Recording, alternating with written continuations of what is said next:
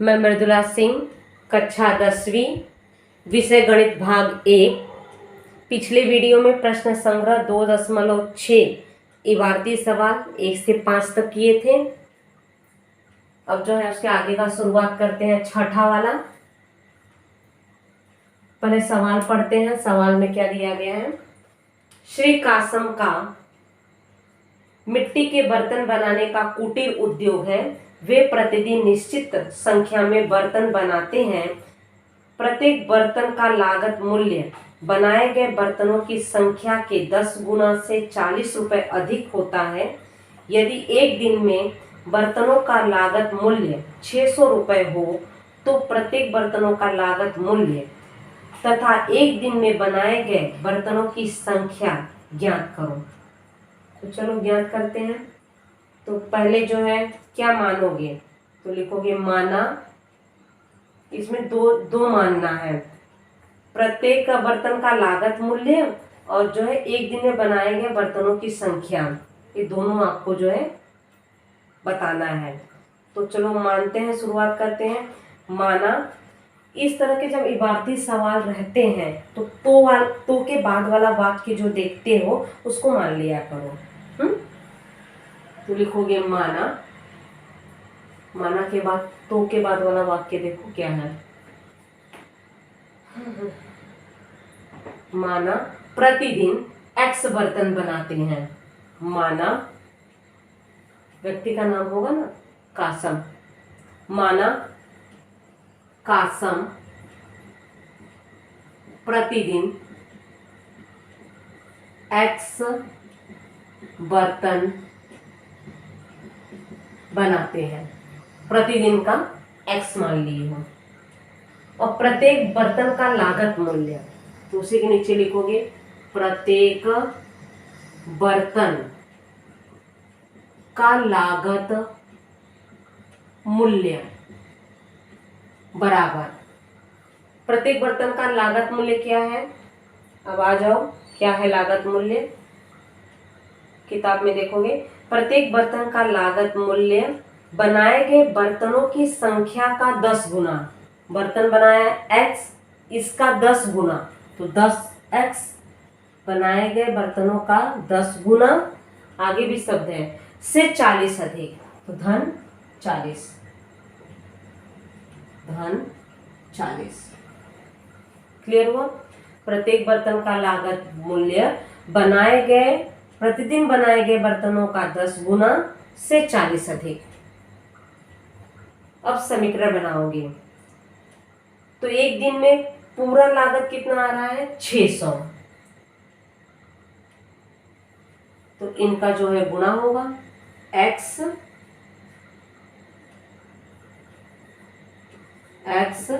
10x धन 40 बराबर 600।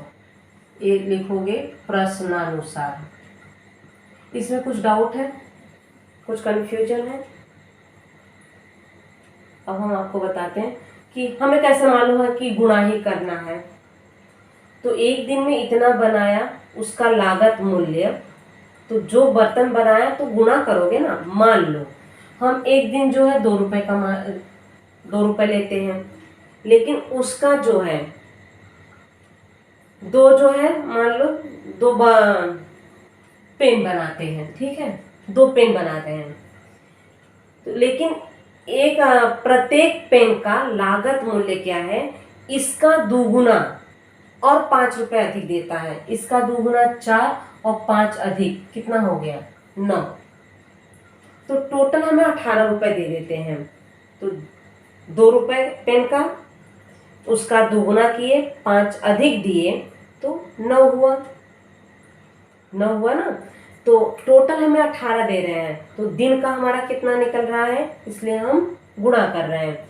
तो प्रतिदिन प्रत्येक बर्तन का लागत मूल्य, मतलब प्रतिदिन और लागत मूल्य का गुणा करने पर टोटल 600 आ रहा है, तो इसलिए यहाँ पे हम गुणा करेंगे। अब जो है कोष्टक खोलो। 10x का वर्ग धन 40x बराबर 600। 600 इस साइड लाओ।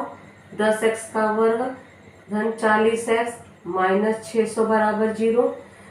प्रत्येक में 10 से भाग जाएगा, एक एक जीरो सभी में काट दोगे तो प्रत्येक में 10 से भाग देने पे क्या होगा, x का वर्ग धन 4x -60 बराबर 0। अब जो है वही गुणनखंड आ गया, ऋण 60 गुणा करने पे जोड़ने घटाने पर धन 4 आना चाहिए। कौन सा अंक है पता करो। 10 छंग 60, 10 में 6 घटाओगे तो कितना आता है, 4 आते हैं। किसके आगे ऋण चिन्ह लगाओगे, योगफल धनात्मक है तो छोटे के आगे, तो x का वर्ग धन 10x -4, 10 छंग ना, यहाँ 6 आएगा, 6x -60 बराबर 0। कॉमन ले लो, x धन 10, यहाँ ऋण चिन्ह 6, यहाँ से x धन 10 कॉमन कर लो बराबर 0। x धन 10 x -6 बराबर 0, तो x धन 10 बराबर 0 या x -6 बराबर 0। धन 10 है वहां जाएगा ऋण 10 होगा, ये होगा 6। ऋण 10 और धन 6, तो यहाँ लिखोगे x जो है ऋण 10 नहीं होगा, कारण दोगे बर्तन की संख्या ऋणात्मक नहीं होती है, बर्तन की संख्या ऋणात्मक नहीं होती है। तो x बराबर क्या होगा, 6। तो लिखोगे कासम प्रतिदिन, तो लिखोगे कासम प्रतिदिन 6 बर्तन बनाते हैं। अब लागत मूल्य भी लिख दो, तो लिखोगे प्रत्येक बर्तन का लागत मूल्य बराबर 10, x है 6 धन 40, कितना हुआ 60 धन 40 बराबर 100।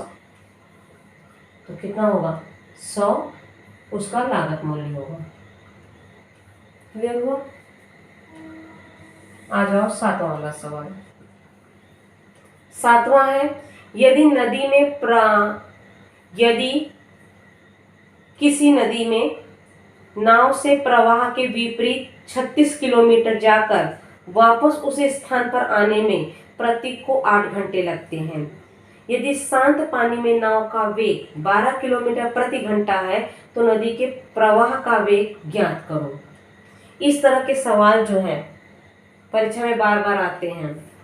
नदी का हुआ, एक और उदाहरण में सवाल दिए गए हैं। ये दोनों सवाल जो है बहुत अच्छे से करोगे। तो इसमें मानोगे तो लिखो माना नदी, क्या मानोगे, इसमें एक नदी है और शांत पानी है, ये दो है। हमें नदी का प्रवाह का वेग ही ज्ञात करना है। तो मानोगे, माना नदी के प्रवाह का वेग, माना नदी के प्रवाह का वेग x किलोमीटर प्रति घंटा है। माना नदी के प्रवाह का वेग x किलोमीटर प्रति घंटा है। अब शांत पानी में नाव का वेग, उसी के नीचे शांत पानी में नाव का वेग कितना होगा, सवाल पे देखोगे। शांत पानी में नाव का वेग है 12 किलोमीटर प्रति घंटा। यहाँ लिखोगे 12 किलोमीटर प्रति घंटा शांत पानी का है नाव का वेग। अब सवाल पे आ जाओगे,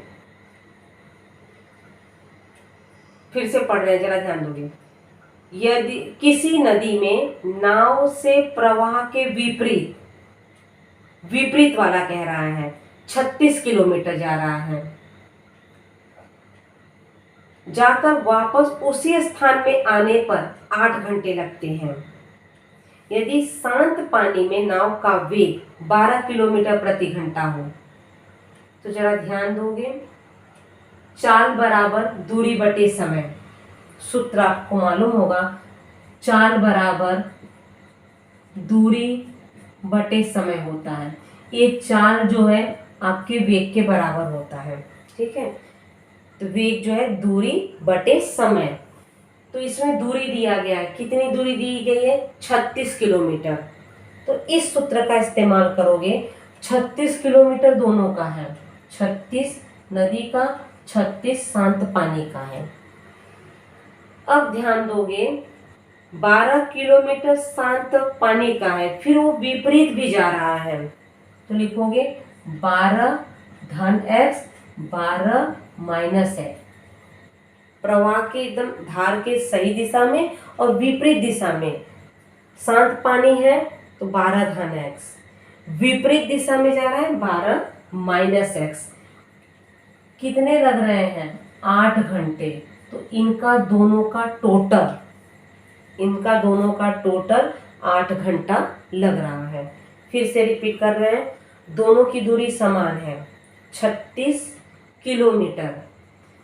प्रवाह के विपरीत जा रहा है और उस स्थान से वापस भी आ रहा है। प्रवाह के विपरीत 12 माइनस x और प्रवाह के दिशा में 12 धन x, जा भी रहा है वापस 8 घंटे में। तो ये आपका समीकरण बन गया। तो कहाँ से बनाए हो? तो लिखोगे प्रश्नानुसार।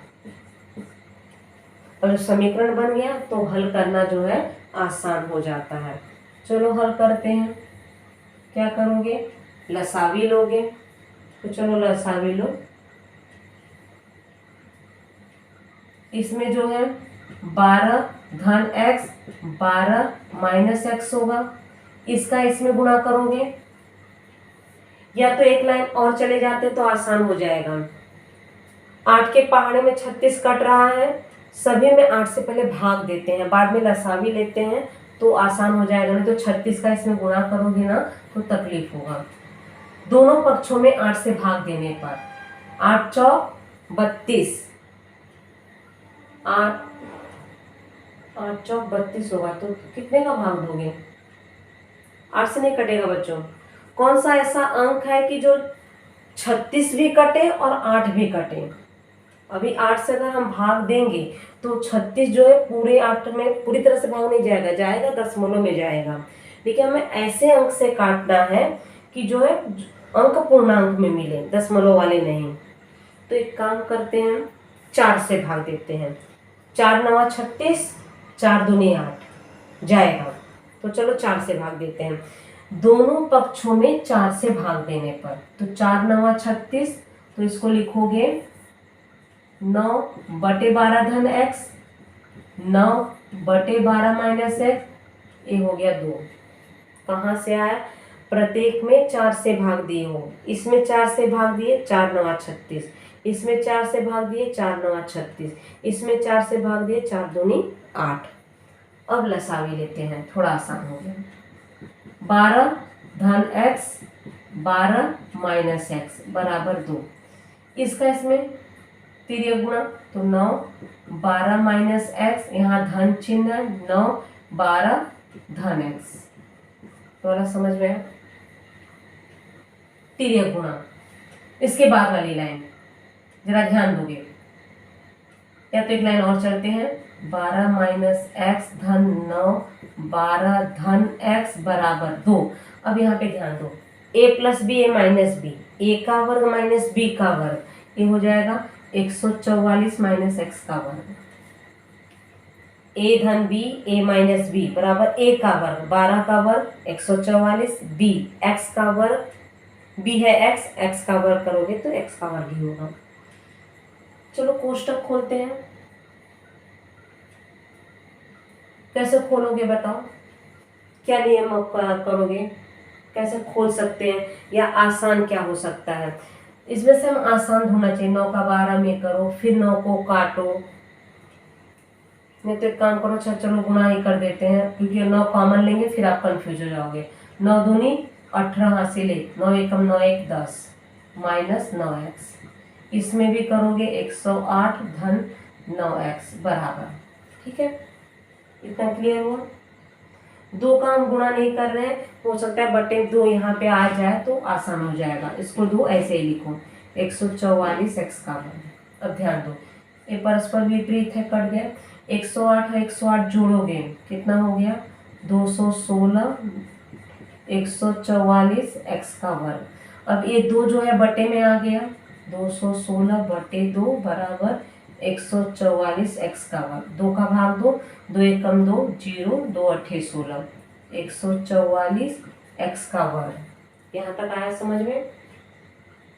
अब इसके बाद x का वर्ग ऋणात्मक है, इसको इस साइड लाओगे, 108 वहां लेके जाओगे, तो x का वर्ग बराबर 144 माइनस 108, घटा दो, x का वर्ग बराबर 36, तो x बराबर क्या हो जाएगा, करनी में 36 वर्गमूल लिए, x बराबर करनी में, तो ये क्या हो जाएगा प्लस माइनस 6। तो x जो है ऋणात्मक नहीं होगा, उसी के नीचे हम यहाँ पे हल कर दे रहे हैं। आपको दिखाई दे रहा है कि नहीं दे रहा है, देख लो। तो लिखोगे x बराबर -6 नहीं होगा, कारण क्या दोगे, वेग ऋणात्मक नहीं होता, वेग ऋणात्मक नहीं होता, तो x बराबर क्या होगा 6। नदी का ही प्रवाह पूछा है, शांत पानी का नहीं पूछा है, तो नीचे लिखोगे नदी के प्रवाह का वेग, नदी के प्रवाह का वेग 6 किलोमीटर प्रति घंटा है। ये आपके 7वां वाला सवाल हो गया। इतना आया समझ में। एक काम करोगे, स्क्रीनशॉट ले लो। स्क्रीनशॉट लेने के बाद जो है बोर्ड हम मिटा रहे हैं, फिर इसके बाद 8वां 9वां सवाल लेते हैं।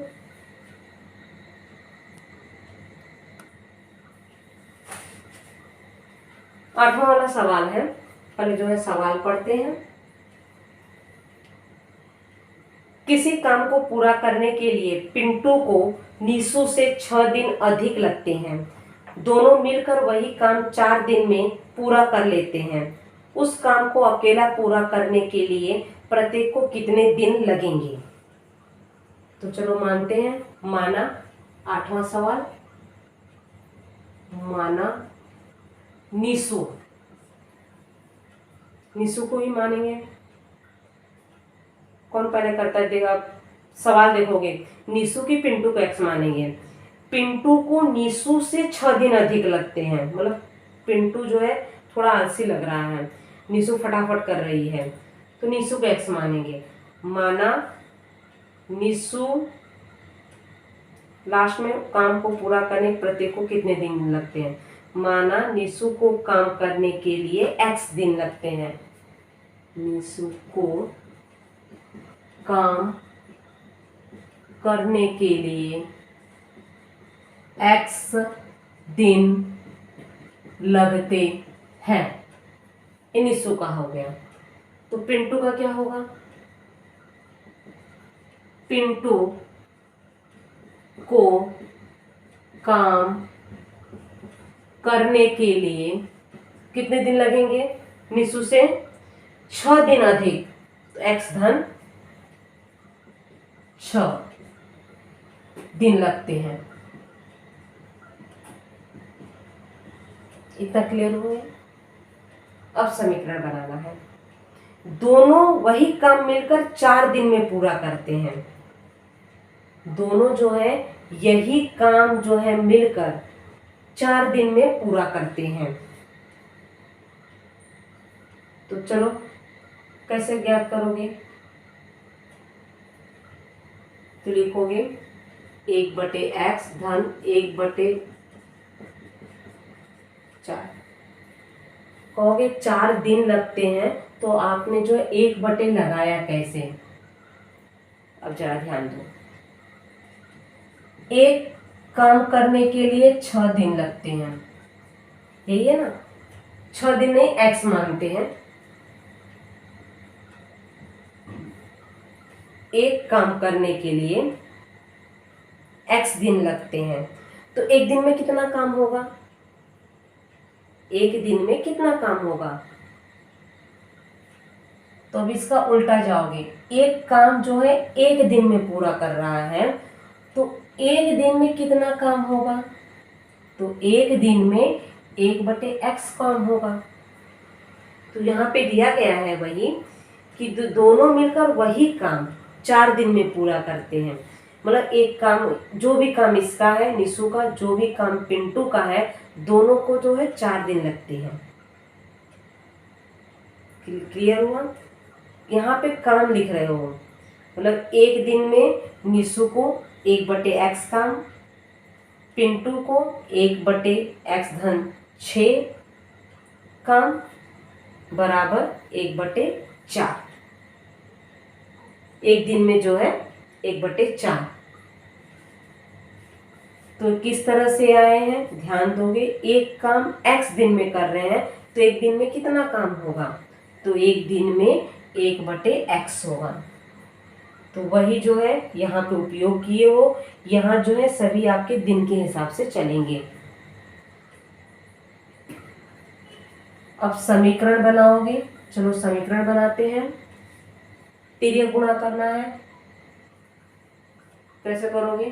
पहले जो है इनका ले लो लसावी, इन दोनों का बराबर, ये हो गया x/6। तिर्यक गुणा करोगे x/6, यहाँ पे x होगा 1/4 ही रहेगा।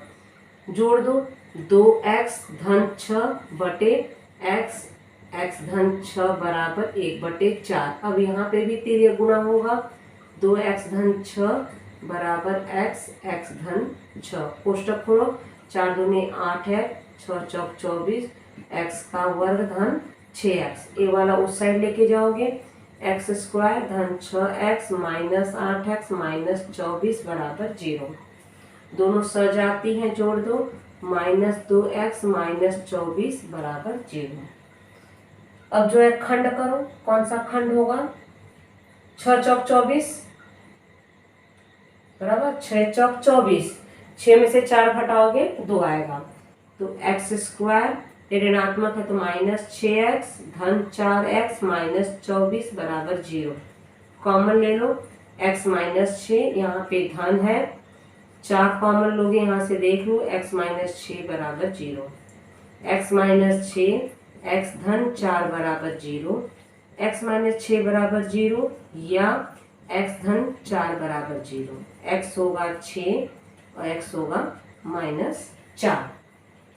x जो है ऋणात्मक नहीं होगा, कारण x बराबर नहीं होगा ऋण 4, क्योंकि दिन ऋणात्मक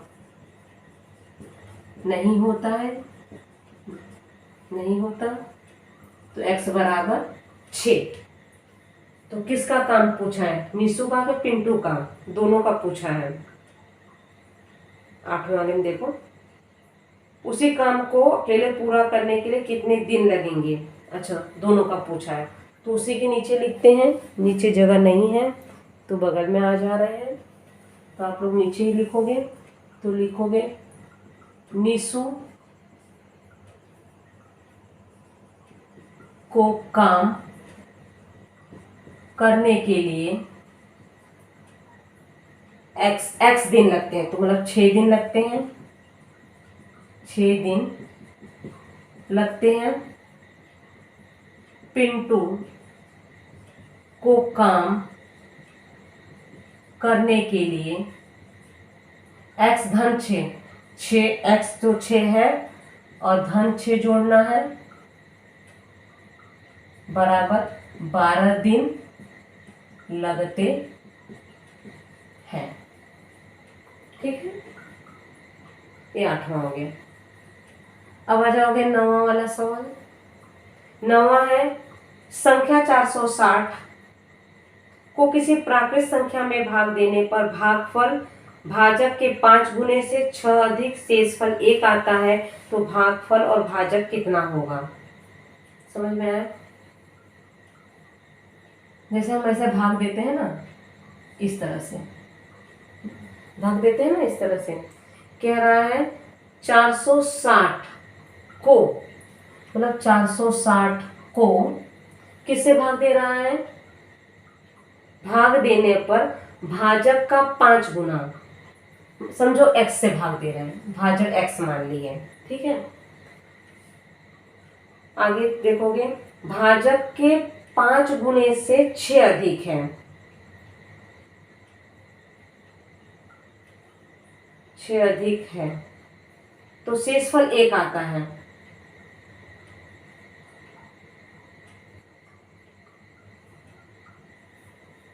भागफल क्या है, भाजक के 5 गुने से 6 अधिक है, शेषफल 1 आता है, यही हुआ।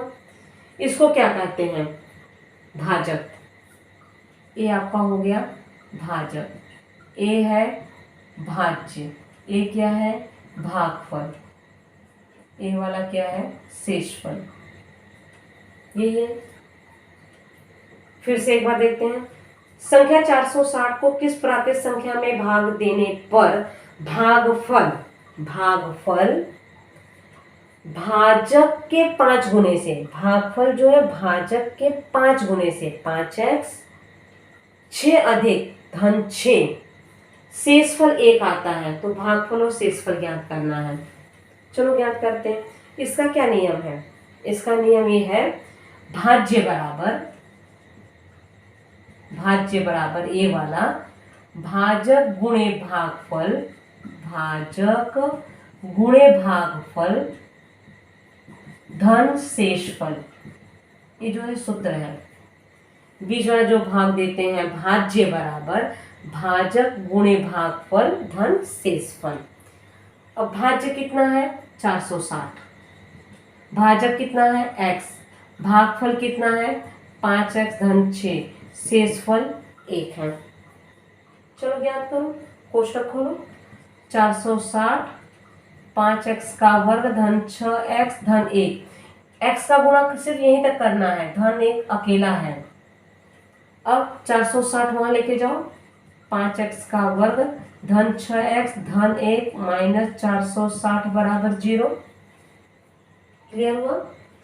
460 में से 1 घटा दो, 5x का वर्ग धन 6x माइनस 359 459 होगा, 459 बराबर 0, एक ही घटाना है ना 459। अब जो है आपको खंड बनाना होगा, बड़ा खतरनाक सवाल है ये तो। 459 का खंड चलो बनाते हैं, कैसे बनाओगे। इस तरह के जब सवाल रहते हैं ना बच्चों, अब देखोगे x के बगल में भी 5 है, तो 5 का इसमें हमें गुणा करना होगा, तब जो है हमें खंड बनाना है। पहले 459 का बनाते हैं, 459 का अभाज्य खंड। 3 से भाग जाएगा, 3 एकम 3, 3 पचे 15, 3 तिया 9, 3 पचे 15, 3 एकम 3, 17 तिया 51, 3 एकम 3, अभाज्य तो बन गया। लेकिन इसका 5 में भी गुणा करना था, तो एक जो है 5 वाला भी अंक ले लेते हैं, 5 वाला भी लेना है। बोलोगे 5 आया कहाँ से, 5 का इसमें गुणा करके तब हमें अभाज्य निकालना था, तो हम 5 का अलग से निकाल दिए, 5 एकम 5, तो वो 5 अंक और ए वाला। अब इसमें से आपको जोड़ी बनाना है, गुणा करने पर दोनों का गुणा आए और जोड़ने पे धन 6 हो, कौन सा अंक होगा। अब जो है थोड़ा सा अजीब वाला है, लेते हैं 17 तिया 51, ठीक है 17 तिया 51। अब बचे कौन से, 3 तिया 9, 9 पचे 45, 51 में से 45 घटाओगे तो 6 आ रहा है, हाँ आ रहा है, हो गया काम हो गया अपना। 51 में से 45 घटाएंगे तो 6 आ रहा है। तो चलो शुरू करते हैं। 5x का वर्ग ये धनात्मक है, तो धन 51x माइनस 45x माइनस 459 बराबर 0। इसमें से कॉमन क्या लेंगे, इसमें से x ही कॉमन लेंगे, बाकी कुछ नहीं कॉमन होगा। 5x धन 51, यहाँ ऋण जो है कॉमन लेंगे। अब इनमें से कौन सा अंक कॉमन लेंगे, अब सोचने वाली बात है। 45 नहीं लेंगे, क्योंकि यहाँ 5 आएगा ना अंदर कोष्टक में, 5x धन 51 आना चाहिए, तो कौन सा अंक कॉमन लेंगे, 9 पचे 45, तो इन दोनों में 9 कॉमन लेंगे। 9 कॉमन लेने के बाद पहले ये वाला लिख देते हैं। अब चेक करते हैं। ऋण 9 पचे 45x, धन और ऋण मिलके ऋण 9 एकम 9, 9 पचे 45, 459 आया। अब कहोगे कि आपको कैसे मालूम कि जो है 9 ही बाहर लेना है। यहाँ पे हमें मालूम है 5, यही कोष्टक यहाँ आने वाला है, इतना तो हमें मालूम है ना। तो एक काम करेंगे, 5 का 45 में भाग दिए, 5 9 45, तो हम 9 लिख दिए, कोष्टक बनाए, ये वाला वैसे ही उतार दो। उतारने के बाद फिर गुणा करो, देखो मिल रहा है। तो ये भी एक ट्रिक है। तो 5x धन 51, दूसरा होगा x माइनस 9 बराबर 0। अब दोनों अलग करोगे, बगल में आ जा रहे हैं। यहाँ तक दिख रहा है ना आप लोगों को? हाँ ये ना। अब यहाँ पे आ जा रहे हैं बगल में, अलग करते हैं। 5x धन 51 बराबर 0 या x ऋण 9 बराबर 0। पहले इसको हल करो। 5x बराबर ऋण 51, x बराबर ऋण 51 बटे 5। अब इसको हल करो, x बराबर 9। क्या ज्ञात करना था तो भूल ही गए। भागफल और भाजक कितना है? भागफल और भाजक बोल रहा है। आगे भी कुछ दिया गया है। भागफल तो ऋणात्मक धनात्मक आता रहता है। जरा ध्यान दोगे, यहाँ पे दिया गया किस प्राकृत संख्या, प्रश्न देखोगे, संख्या 460 को किस प्राकृत संख्या से भाग देना है। प्राकृत संख्या धनात्मक होती है, ऋणात्मक तो होता नहीं है। तो लिखोगे x बराबर नहीं है 51 बटे 5, कारण दोगे यह प्राकृत संख्या नहीं है। तो x बराबर क्या हो गया 9। आपको भाजक और भागफल ज्ञात करना है। तो चलो लिखो, भाजक बराबर x, तो 9 हुआ। भागफल बराबर कितना हुआ 5x धन 6। तो हल करो, 5x है 9 धन 6, 5 9 45 धन 6, जोड़ोगे कितना हुआ 51। भागफल 51। अब जरा ध्यान दोगे, इस सवाल तो हम हल कर लिए, x तो यहाँ पे लिखे नहीं, कहीं माना शब्द नहीं लिखे हैं, ये तो समझाने के लिए आपको लिखा गया है। तो यहाँ पे लिखोगे एक लाइन। एक काम करोगे, ये वाला जो है आप रफ करोगे, ये जो है बीच में नहीं करोगे, ये तो समझाने के लिए लिखे हैं। तो यहाँ लिखोगे माना भाजक बराबर x, कॉमा करोगे, भागफल बराबर 5x धन 6। ये जो बॉक्स बनाए हैं तो आप एक किनारे लिखोगे, ये तो समझाया गया है। सवाल में तो दिया नहीं गया था कि भाजक आपका x है, तो हम मानेंगे माना भाजक बराबर x, भागफल बराबर 5x धन 6। इतना क्लियर हुआ? 9 तक सवाल थे। 10वां वाला सवाल बच्चों आपका कृति है। एक कृति जो है आप स्वयं करोगे, सब कुछ दिया गया है, खाली जो है हम आंसर बता दे रहे हैं, बॉक्स दिया गया है। 10वां वाला सवाल, 10वें वाले में यहाँ पे बता दे रहे हैं। चतुर्भुज ABCD समलंब चतुर्भुज है, AB समांतर CD, area triangle rectangle ABCD, मतलब समलंब चतुर्भुज का क्षेत्रफल बराबर 1/2 AB धन CD गुणे क्या होगा, दो समांतर भुजा की लंबाइयों का योगफल गुणे ऊंचाई होगा। ऊंचाई क्या है देखो, उसमें AM है, तो पहले वाले बॉक्स में भरोगे AM शुरुआत में, नीचे वाले में आ जाओगे।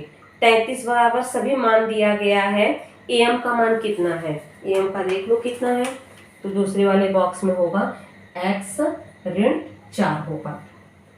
नीचे वाले में आ जाओगे, तिर्यक गुणा किया गया है तो उसमें 2 बॉक्स भरना है, तो इस साइड 66 भरोगे 66 बराबर करके वहां x ऋण 4, 2 बॉक्स भरना है उसमें। फिर नीचे वाला आ गया है, पक्षांतर करोगे, मतलब 3x धन 1 x माइनस 4 का जब गुणा करोगे तो 3x का वर्ग रफ में जाके आप गुणा करो, नीचे वाली लाइन में भरोगे, बॉक्स में ऋण 11x रहेगा, उसी के बगल के बॉक्स में 70 भरना है, ऋण चिन्ह दिया गया है, खाली बॉक्स में क्या भरना है वही हम बता रहे हैं। फिर उसके बाद कोष्टक दिया गया है, दोनों कोष्टक में x ऋण 7 भरोगे, दोनों कोष्टक में, नीचे वाले में वही x ऋण 7, फिर बगल वाले में आ जाओगे 3x धन 10 बराबर 0, या में फिर भरोगे x ऋण 7, नीचे वाली लाइन में x बराबर ऋण 10/3 या x बराबर क्या हो जाएगा 7 हो जाएगा, उसके बाद वाले में आएगा 7। किंतु लंबाई ऋणात्मक नहीं होती है, x नॉट इक्वल टू -10/3, तो x बराबर फिर उसमें आएगा 7। अब लंबाई पूछ रहा है, AB की लंबाई कितनी होगी, AB की लंबाई पूछ रहा है, तो AB 7 होगा। CD क्या होगा, तो CD आपका 15 होगा। फिर कह रहा है AD बराबर BC बराबर क्या होगा, AD बराबर BC बराबर 5 होगा। ये वाले जो है आपके कृति हैं, दिए गए हैं, बॉक्स आपको भरने हैं, तो आप भरोगे उसको। तो यहीं पे प्रश्न संग्रह 2.6 आपके समाप्त हो रहे हैं। पाठ दूसरा वर्ग समीकरण कंप्लीट हुआ।